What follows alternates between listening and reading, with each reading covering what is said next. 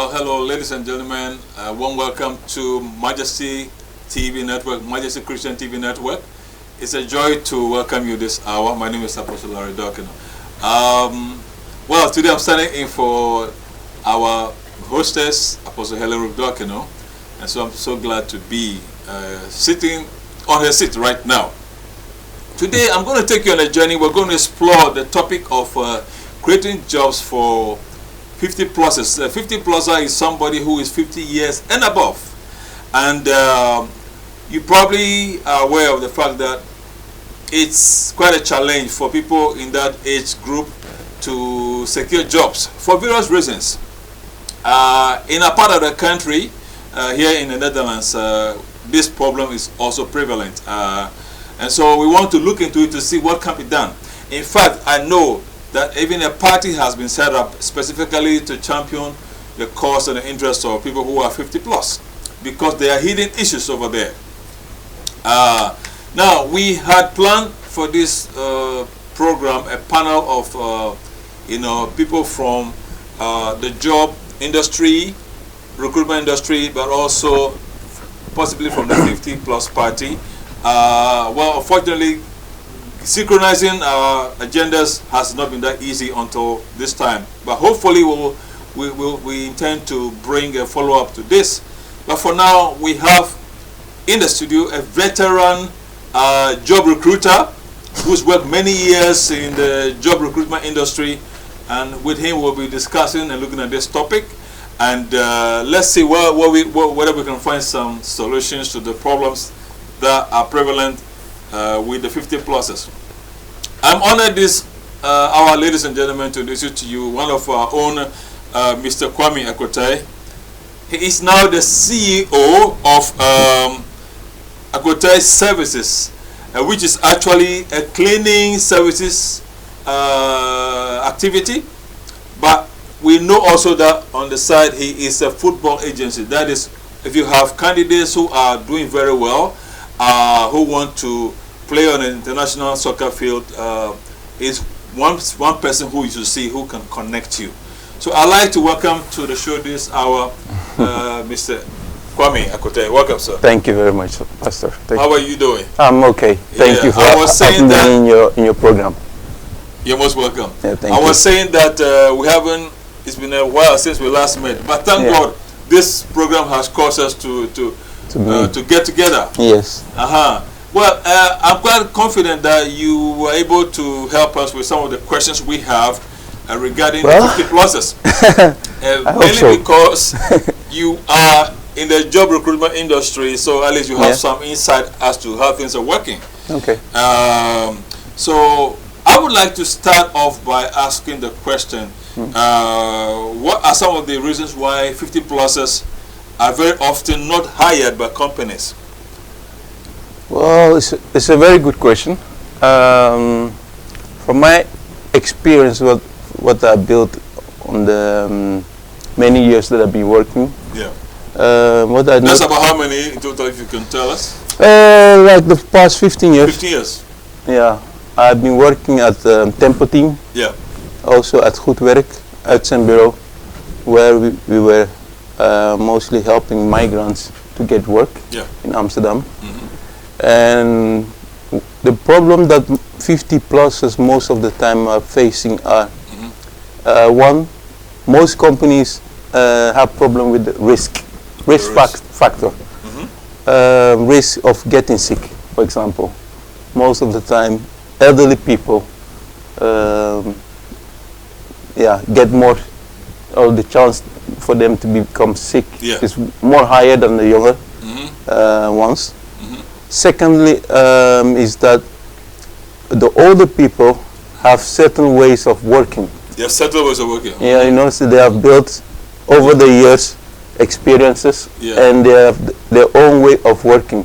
And most companies are sometimes afraid that they cannot adapt them easily. It's like they say, you cannot teach an old horse a new trick. Exactly. You know, so it becomes difficult for them. Yeah. It's like, for example, the younger generation knows how to operate WhatsApp very easy. Yeah. You know, but if I give my mother an iPhone to operate WhatsApp, it is very difficult for it to learn.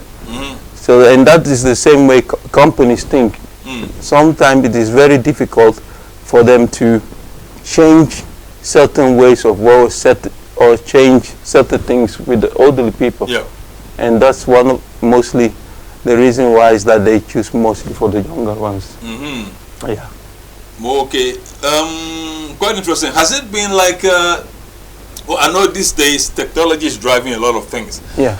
Would you say that this problem has been around for a while, or is because of the onset of the technology age, and that is why they have become skeptical, or skeptical in engaging the elderly people? No, you know, with the elderly people is that mostly technology goes fast, you know, and some of them, they don't keep themselves busy with the new things that is coming up. Yeah. And it causes, how do I put it? I would say it causes a lot of problems that they don't grow. They have come to a stage that they have reached their level, and they are not moving further.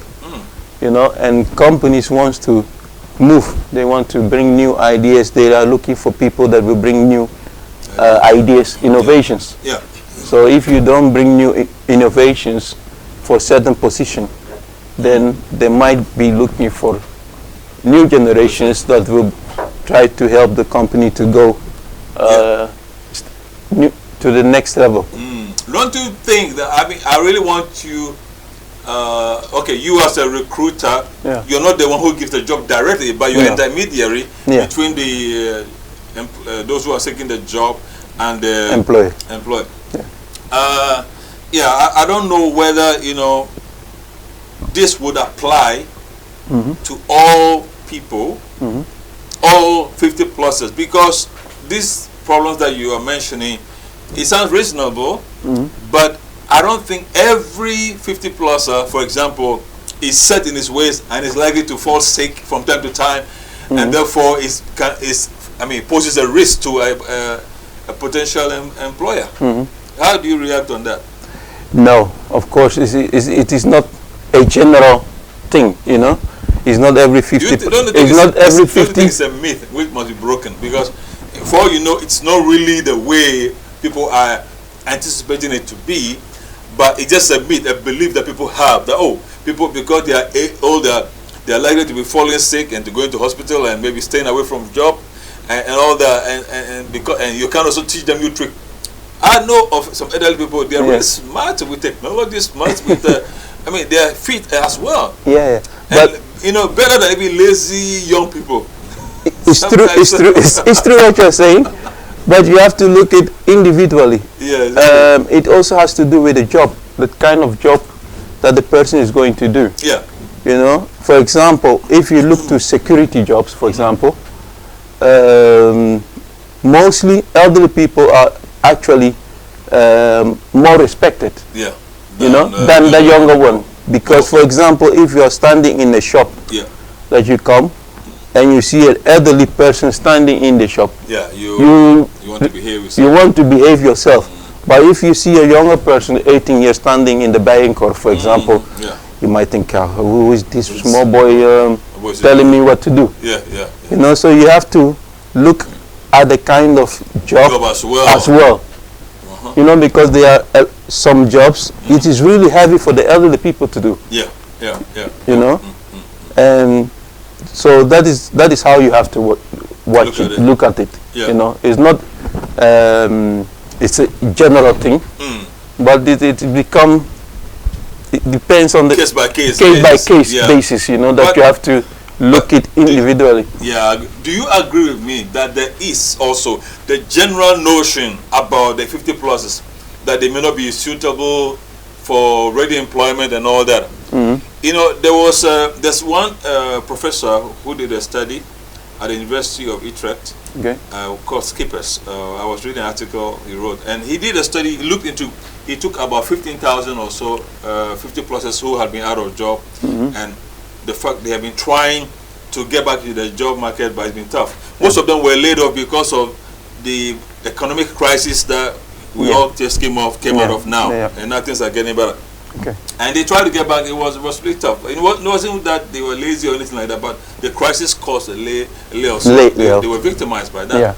You know, and so all these reasons came up, but he found out that you know, those were just like myths, more or less, which was affecting some of these elderly people. Some of them have had to write application upon application, and they were just not being invited for a single interview. You see, usually because of maybe the age situation, you know. So I believe that 50 pluses should be taken on a case-by-case basis, and of course, like you said, depending upon the type of job, you know. Exactly. They can't do every job, of course. No. But I think one of the things which must be prejudice are above 50 pluses, because that is really a limiting factor. Currently, we are told there are more jobs on the market. The unemployment figures have gone down a lot. But still, there are people 50 pluses who, you know, still have a difficulty. So there's something. There is a problem which has to be solved. There's a problem. There's a problem which has to be solved. So at least I want you to be honest to address, to tell us, okay, having been in the field, although there's a general idea, a notion about reliability of 50 pluses, still you think some areas can be looked at, you know, so that the matching can be better than it is. You see? True. But before you say anything else, I would like to ask you, have you ever, as a recruiter, turned down somebody who's 50 plus? I mean, how can you be honest to tell us? It's a tricky question, because if I say no, then I'm lying. If I'm not careful, it becomes something like age discrimination. So, okay. No, that's it. You may have had a reason for doing that. Okay, but you just say what happened then it's fine. But unless you knew you were discriminating on the basis of age because you didn't want to offend your boss. No, I have done that before. Okay. How many times? It has happened often. Really? Not necessarily because of I wanted to. But it just had to do with the type of job, you know, that the person was applying for. And the person was desperate, eager to work. The person was desperate, but the requirement, the person didn't meet all the requirements. Then we also look at the age factor, because sometimes the companies that hire people, they also look at the pension. You know, because they also have to pay pension, and if you're 50 plus, it means that the next maybe 15 years max, you're with pension. So all these factors plays a role. Pension. Do they pay more pension because of the age of the person, or the regular amount of pension they have, percentage they have to contribute? No, it's not like they are paying more. But so what's their worry then? The worry is that you are investing time, your money, your effort in somebody to train, and within few years the person is gone. Then you have to recruit another person again. You know, so instead of that, they rather recruit a younger person to invest their time, money, the same effort, and that person will work for a longer period of time with you. You know, so these are things that are playing a role when you are selecting. I have refused some, but it's not like I wanted to. It is just the requirements of the company, and I have to try to find the right match. You know. And also is the younger generation, mostly they try to develop themselves. You know. And it's not that 50 plus don't develop themselves, but sometimes they have reached a level that they don't want to learn further. You know, and in this time of 2020 that we are almost entering, companies want people that wants to learn very fast, and they want to get the maximum out of themselves. So that is sometimes the challenge that we are facing. So, well, do you think that some 50-plussers have a chance to, like, you know, improve? I mean, like, catch up, or you think all 50-plussers are really? They just, I mean, there's a no-go. No. There's hope. There's hope. There's a lot of hope for the 50-plussers. Tell us more. Normally, in Netherlands, when you're working, you always have to try from the age of 40 years and go upgoing. You have to try to re-educate yourself. You know, so you have to know, okay, this is my level. Where am I going in the next 20 years? You know, then you try, maybe through the company, try to do extra courses to train yourself. If that is not the case, and for example, you are 50 years and above, there is still hope, and there is still a lot of jobs that you can do. For example, taxi. You know, taxi. Most of the time, companies like even 50-plussers. You know, because you have to be representable. You know, and like I made example before. Elderly people. You know, when a businessman is entering a car of an elderly person, he feels comfortable, he feels safe. But when he's entering in a young person, you know, you're making a lot of sense. So there are a lot of jobs that 50-plussers can do. But the only thing is, you have to look for it and educate yourself. So other jobs. You know, so if you sit down and don't look for other solutions for your problem, the problem will remain the same. You know, so for example, maybe you have been doing cleaning, you're 50+ and it is difficult. Look for other ways to get jobs. Maybe it's not cleaning, maybe it's taxi, maybe it's production, or maybe it's just learning the language. You know, so all these small things you have to do for yourself. You know, then you have a bigger chance to find a good job. Interesting. There's a lot to explore here. So well, if you're following the program, we're talking about how to create job opportunities for 50-plussers. And undeniably, issues do come up when it comes to, let's say, the qualification or the job readiness of 50-plussers to be hired. And truthfully, it looks like there are issues when it comes to the ability to adapt, you know, and also to do certain types of jobs. So then, it looks like with your aging comes also some requirements for us to change our expectations, as it were. Okay, but then let me ask you a question: why are salaries of wages of 50-plussers lower compared for comparable functions and roles than those done by younger people? Because it depends case by case, it depends case by case, because some or let's say some of the jobs, experience counts a lot. You know, once you have the experiences, your salary is high. Give an example, maybe that will make it clearer to our listeners. Let's say, for example, you're working, let's say, as a security. I keep on staying with the security because when you have a lot of experiences, you have already, let's say, how do I put it? The experiences of a security counts a lot. You know, because standing in the shop or standing at the airport or elsewhere, experience counts a lot. You know, and for that kind of job, experienced people are more paid than someone who is beginning, who's younger. Okay, so a younger person, a 50-pluser, for example, who enters a security job, together with a younger person, you are saying the older person has a chance of getting better salary than a younger person. Is that what you're saying? If the older person has experience already in the security. Okay. You know? Okay.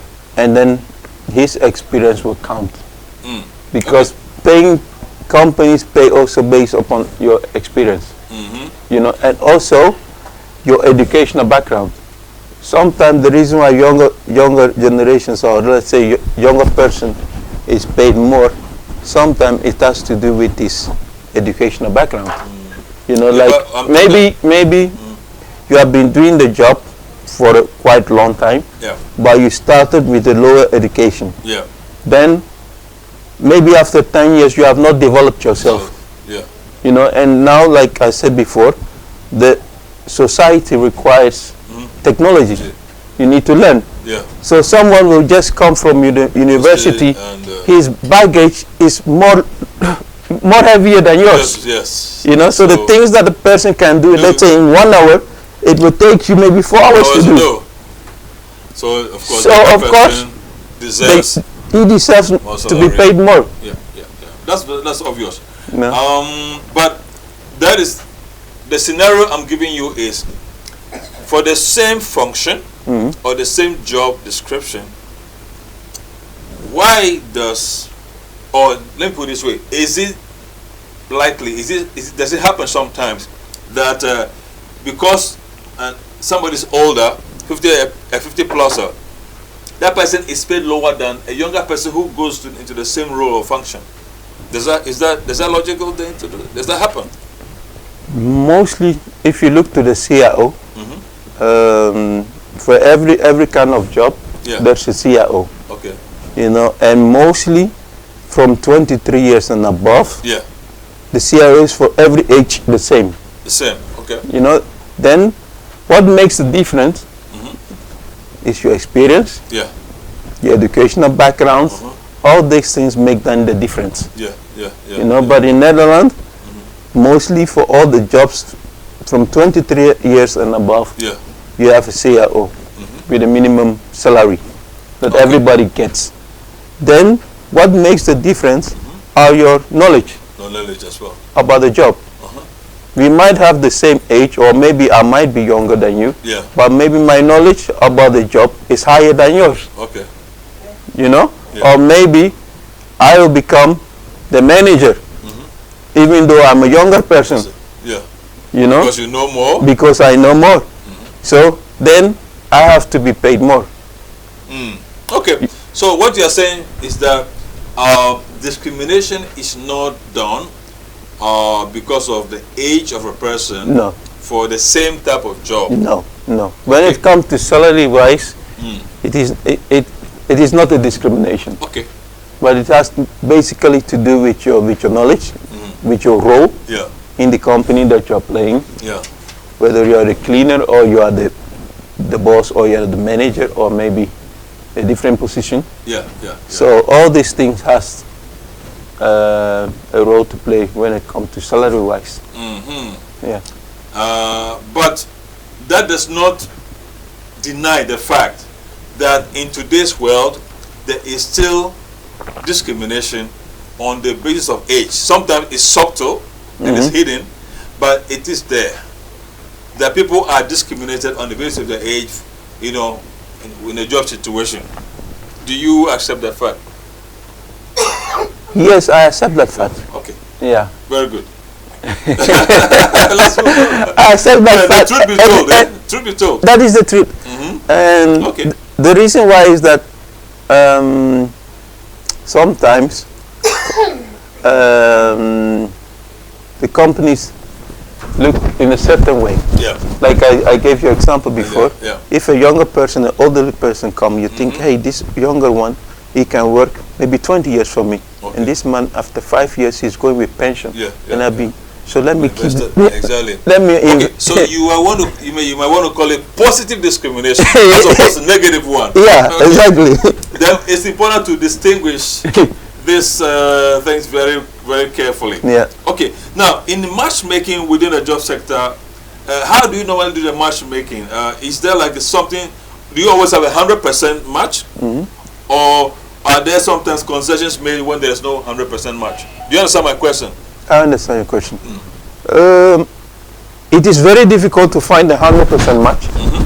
Does it ever happen? Yeah.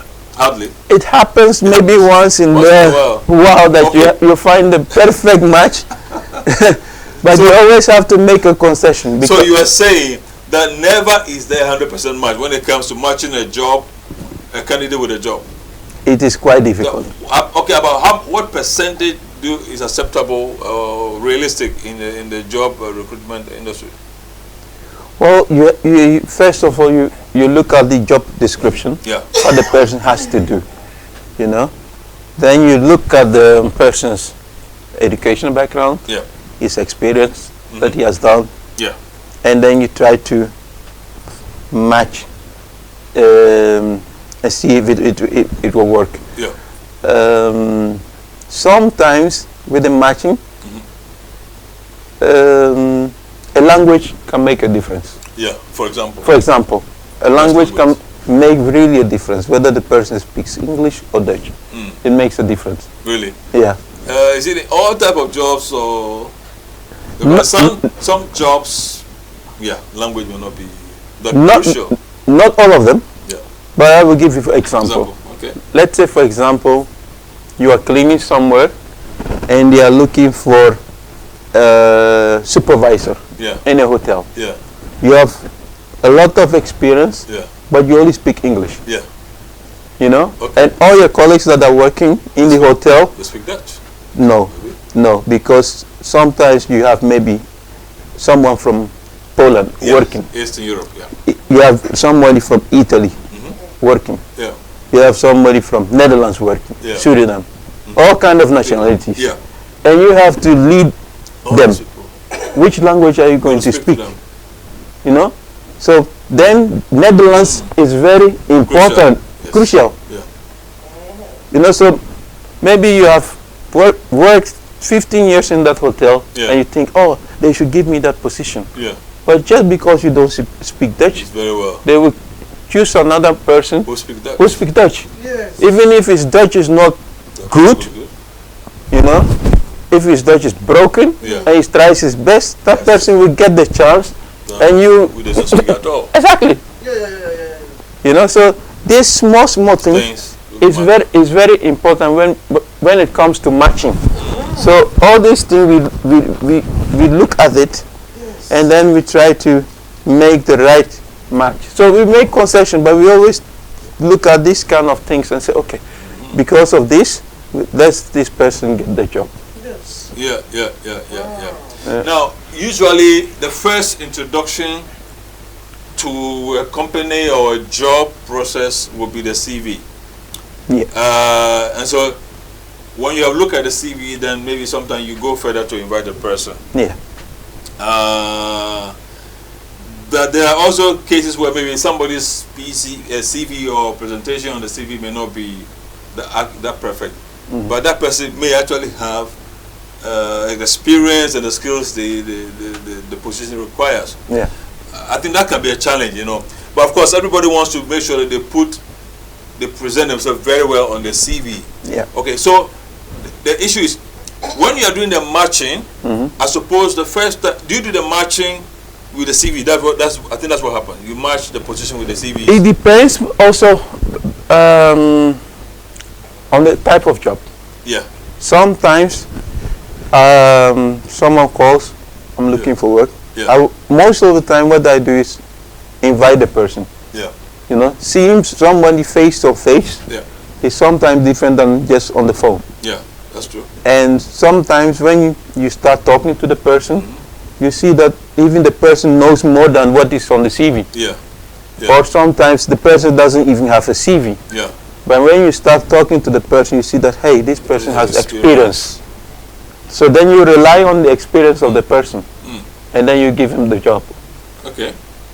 So you are saying the matching process is not an automatic one whereby you just maybe you look at the CV, say okay, okay, have this, have that, have it. You know, you just do a selection based on the CV alone. Sometimes you have to bring the people face to face to So there's it's not. But that is the way I was working, you know, when I was working at Tempo Team. Yeah. But you have also people, they just go to... Tell us how you work at Tempo Team. How you do it? You know? Manually? But you have also people that just go through the CV. Yeah. And they say, okay, this one I'm not inviting, this one I'm not inviting, because it's based purely CV. Yeah. You know? Okay. And sometimes, as a recruiter, you need to look at both sides. Sometimes people just make CVs thinking that they are very good. But when it comes and you are talking to them, there's nothing.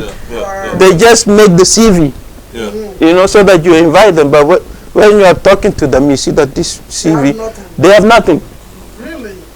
You know, so then it is better even to give the job to someone who doesn't have the CV.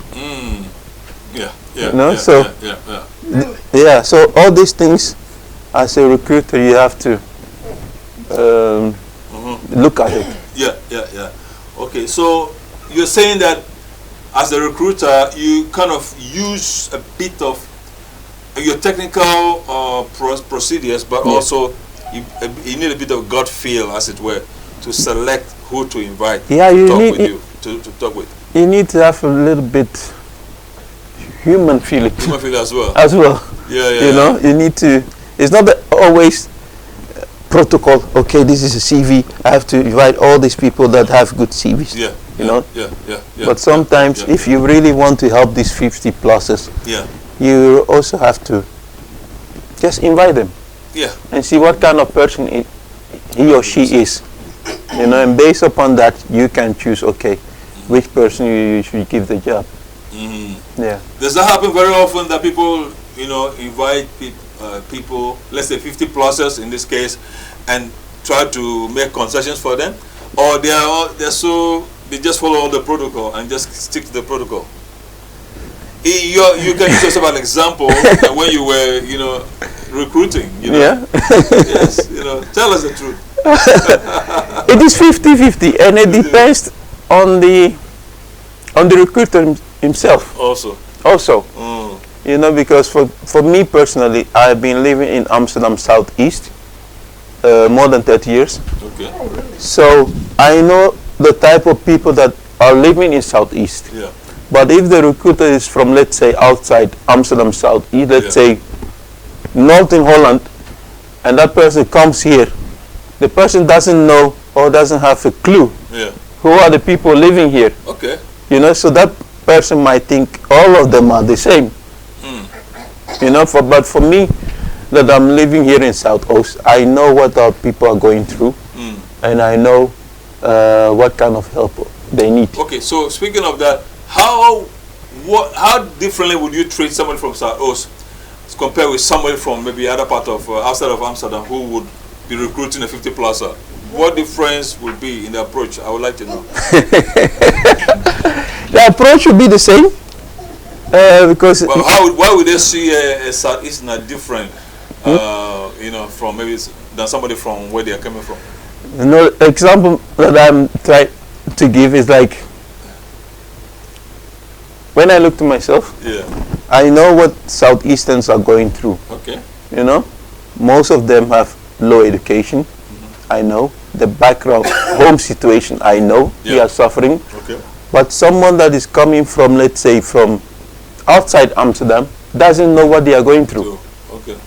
You know, so I might maybe look at, okay, some of our people have double jobs, single parents, all these things. Sometimes I put in my consideration, you know, and someone that is totally coming from out of Amsterdam doesn't know these kind of problems. You know, so sometimes when the person is talking, I need this job very badly, the person thinks, okay, why, we can go to the socialities or whatever. But I try, you know, sometimes to, like the concession you're talking about, I try to say, okay, is there any way that I can talk to the company to see if still they can give that person a chance? So these are the differences that maybe I would do, that someone from outside Amsterdam may not do. You know? Very good. Well, why did you then leave the recruitment business and now you've entered into another field altogether? You've started you have your own company and a cleaning company, and also you're a football agency. When you would have been there to do a lot of help to our people. Of course, that's your personal. It's personal one. Yeah. But also other one is. But I think it's something you would still like to do, given the chance, or if the opportunity came your way again, would you like to get into recruitment? Football is also recruitment. Yeah, it's specialized. It's a professionals. Yeah. First of all, you need to develop yourself. Yeah. You know. So that we must all do. We must all get better, because the times are changing. We must prepare ourselves to be able to, be ready for opportunities that are coming up. Yes. That's what you're saying. Yeah. And sometimes what I notice from the 50 plus is that some of them are afraid to change job. Yeah. Why? Because sometimes they think, okay, if I change job, I'm not secured if I'm going to stay there long. Yeah. Or maybe my salary will not be increased, but actually I'm going to lose income. So these things are sometimes things that happen with the 50. Concerns that the 50 pluses have also. But you need to try to develop yourself. And try to make new changes. Wow, amazing. Hope you are following and enjoying this discussion. We're talking about 50 pluses and what can be done to help them back into getting jobs, doing the job that they want to do, stuff like that. Okay, now there are lots of ICT jobs now, but there are also 50 pluses who don't maybe have the skills up to date. Because, for example, when I look at myself, the kind of system we used years back are not the same. So I find myself trying to catch up, playing catch up, which is not so easy. Things are moving, I'm trying to catch up. Okay, there are people like that in that situation. I'm talking about ICT now. There are lots of jobs, but also the 50 pluses who don't have the adequate skills. What do you think should be done in order to make the matching of these two groups much better? You think there's a possibility to? Is there a chance that is feasible and that can be done? What is your opinion on that? There is a chance. First of all, it is an individual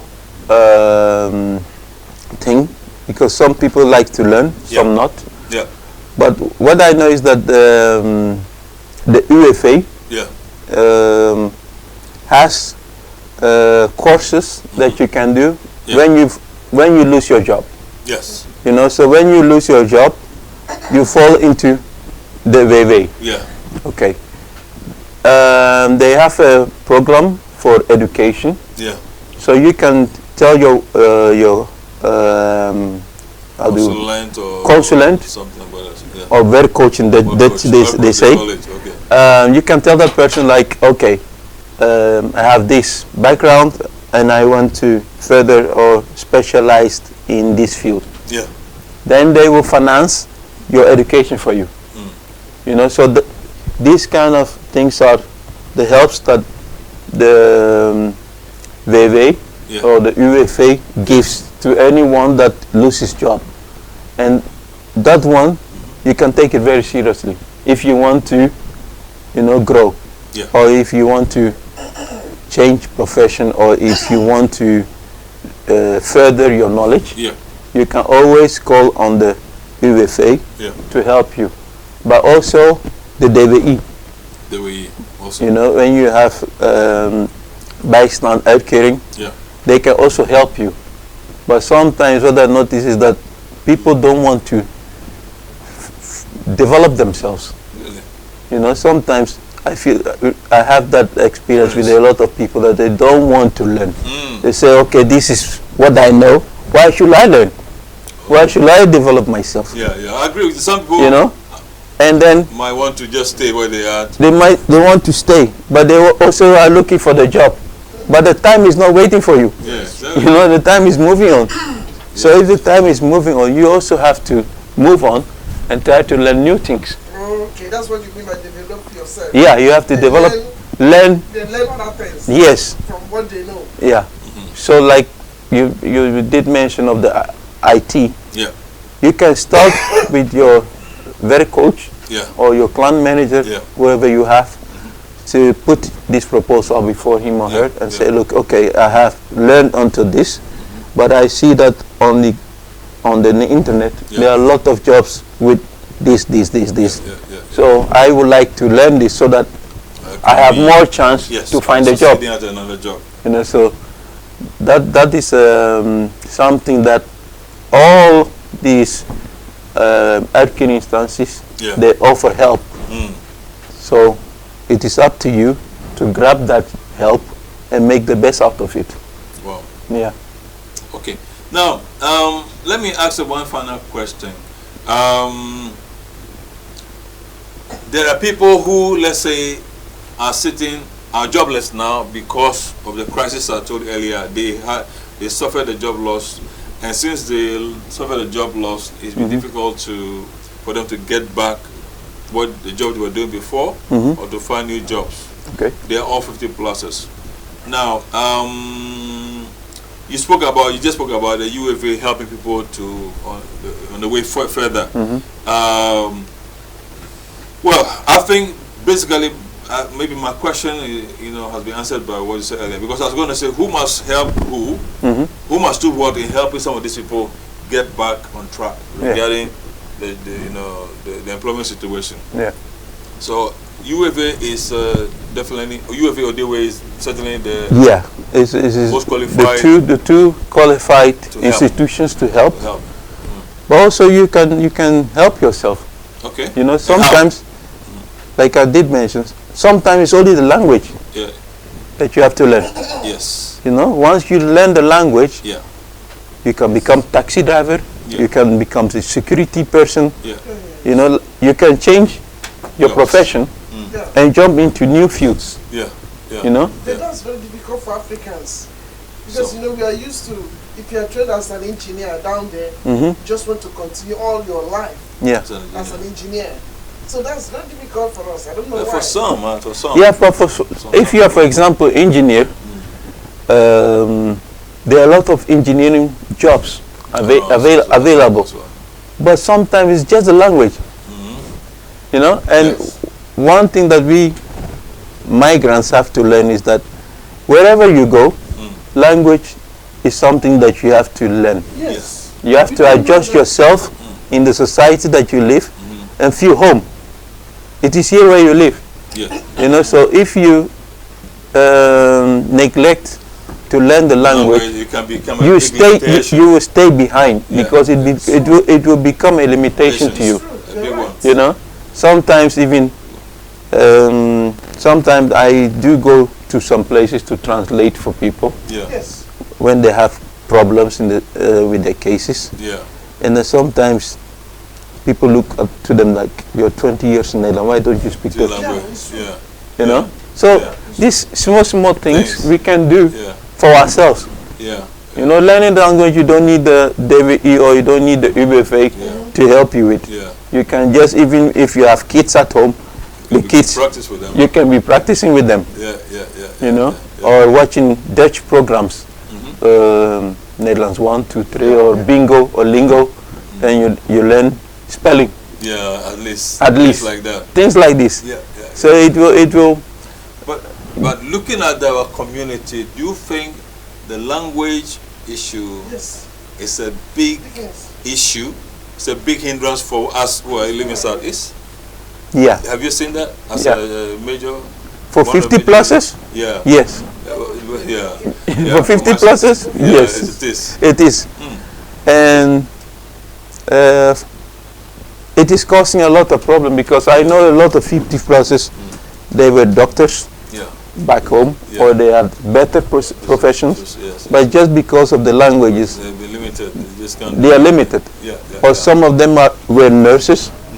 Right now there are a lot of people, hospitals, they are looking for nurses. You know, so if you learn the language, you can easily go to AMC or the Onze Lieve Vrouw Gasthuis and apply for a job. You know, so... Okay, I'm glad you mentioned it. We have to look for a way. Some of these people, there is, I don't know what is the reason why they don't feel motivated enough to do the language. Some people have the notion, oh, the Dutch is difficult and that sort of thing. Yeah. Okay, but that's another topic, another issue altogether. Okay, that said, I think we have covered some of the grounds which have become limitations for 50 pluses getting jobs. For us who are in Southeast, language can be a major factor, a major reason why we have difficulty in securing the jobs that we're looking for. Also, we may need to ask for help if you want to be trained, in order to upgrade your skills so that you are more marketable. Get the help that you need, because the city council is willing to help us to get a right training or retraining in order to get into the kind of jobs we want. Sometimes you may have to actually consider changing your field, exactly, expertise, because that is also an area as a 50-pluser you have to think about and consider seriously. We do not deny the fact that there is a job discrimination for 50-plusers, but there is a way around it. That's what you're saying. Exactly. And so we should be open to consider options whereby we can, we can make the most out of a bad situation. Yeah. Okay. Well, so on this note, I would like to thank you. But before that, is there something you would like to say to our viewers before we sign off? Is there any word of advice or encouragement you would like to share with them before we sign off? What I will say is that to the 50-pluses, is that don't lose hope. There's still a lot of chances to find jobs. If you have any problems or if you have any difficulties, try to knock at the right institutions, with the city council, with the DWI, with the UWV, and they might help you further. Okay. So I want to encourage them and tell them that there are still a lot of chances available. Just sometimes you have to adjust yourself, improve your skills, and then there are a lot of chances available. Yeah. Okay. Well, on this note, we would like to end this discussion on creating jobs for 50-plusers, and I want to thank so much our guest, Mr. Kwame Acquainted, who is the CEO of Acquainted Services. He runs a cleaning agency now, a cleaning business now, but also a football agency, recruiting footballers to come and play in Europe and other parts of the world. Thank you so very much for being our guest today. Thank you. We look forward to welcoming you again. Thank you, sir. Back on the set. Thank you very much. God bless you. God bless you. Thank you. Bye-bye. Okay. Thanks. Well, listener, I would like to say goodbye and thank you for watching Majesty. Stay tuned because we still have other exciting programs coming your way. God bless you. Bye-bye. Bless you.